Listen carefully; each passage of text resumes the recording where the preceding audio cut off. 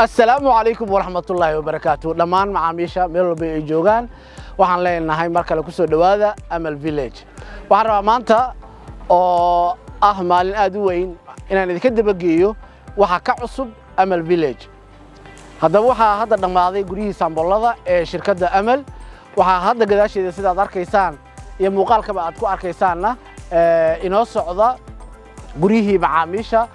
oo marka ka sii dambaysa ay sii kordhayaan marka waxaan rabaa inaan maanta ila eegtaan guriga sambolka ee shirkadda Amal Village ay idin diyaarisay markale macaamiisheena ku soo dhawaada Amal Village haatan waxaan arkaynaa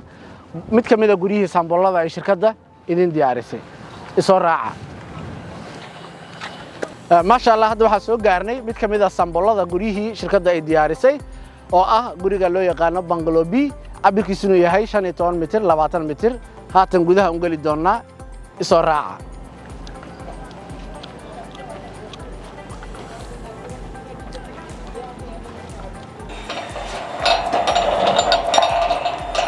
ku soo dhawaada macaamiisheena guriga aad aragtaan qaybtan waa parkingkii guriga albaabkaasna waa albaabkii xaafadda laga guriga reerka ka soo galayay albaabkaasna waa albaabkii reerka ka soo galayay halkaan waxa ugu tala galay parking laba gaari ay isticmaali karto qaybtan iyada waa qaybtii beerta ama nasiinada reerka ay ku nasan lahaayeen oo cabirkeedu aad u waasacsan yahay sida aragtaan koridorka guriga waa waasac galabtiina waa hoos halka kan sida arkaysa hadda hooskiiba waa soo bilowday waxaan u gali doonaa gudaha soo raaca haatan waxaan fiirinaynaa qaabka gudaha uu sameeysan yahay kan waa albaabka aan ka gali doono insha Allah kan waa koridorkii xaafadda ama reerka waa koridor waasac sida aad arkaysaan u dhameystiran yihiin dekorkiisa ma sha Allah marka waxaan rabaa hadda inaan ku tuso haduu Ilaahay qadaro qolalka iyo qaabka uu sameeysan yihiin kan waa qolka koowaad ama fadhiga iyo qadadii oo meelaha ay dadka ka eegaan guryaha marka iibsanayaan waa fadhi aad waasac u oo halkaas ka dhigi karto fadhigi halka qadadii ka dhigi karto leh laba daaqadood sida arkaysana waxa ayadana xusid mudan in siilinka guriga ku soo wareegsan yahay ama deerka guriga ku wareegsan yahay afwan deerka guriga ku wareegsan yahay waxaan ka dhignay mid la leebal daaqada kaasoo hawo fiican iyo iftiin fiican ba u horseedi doona guriga waxaan rabnaa hadda inaan eegno qolka bathroomka iyo suuligiisii oo ayadana xubin kale oo aad u muhiim ah marka la fiiriyo guryaha halka waa bathroomkii sida aad arkaysana cajiib aad buu waasac u yahay daaqadiisana waa mid aad u weyn taasoo aan ugu talagalnay reerka dega inay ka maarmaan mukeefiyada iyo ama marwaxadaha waayo daaqadaaba ku filan ba hawo fiican ay ka heli karaan iyo iftiinba halkan waa suuligiisii oo u gaar guriga hay'elay master bedroomka alaaba waxaan aragnaa in suuligiisu gaar leeyahay waxaan eegaynaa marka qolalkii caruurta oo ayagana qayb muhiim ah oo familka kan waa qolka koowaad ee caruurta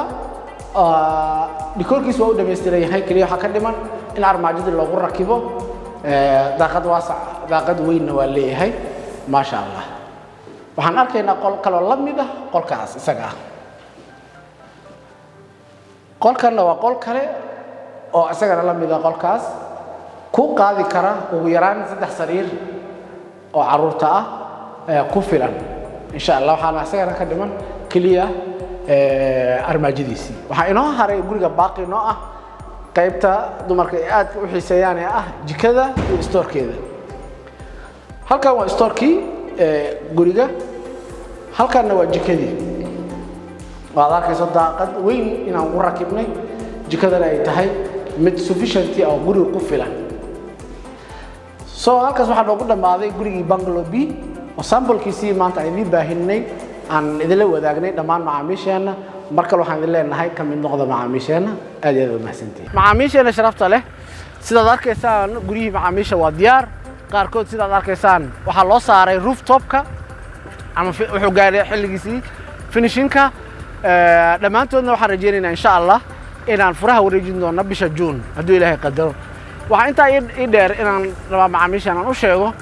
waxaa jira laba qaab oo aad ku heli karto guriga riyadaada gaar ahaan Amal Village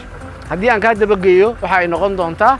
cash payment oo taa micnaheedu yahay muddo sanada inaad furaha ku qaadato lacagta iskaga bixiso iyo muddo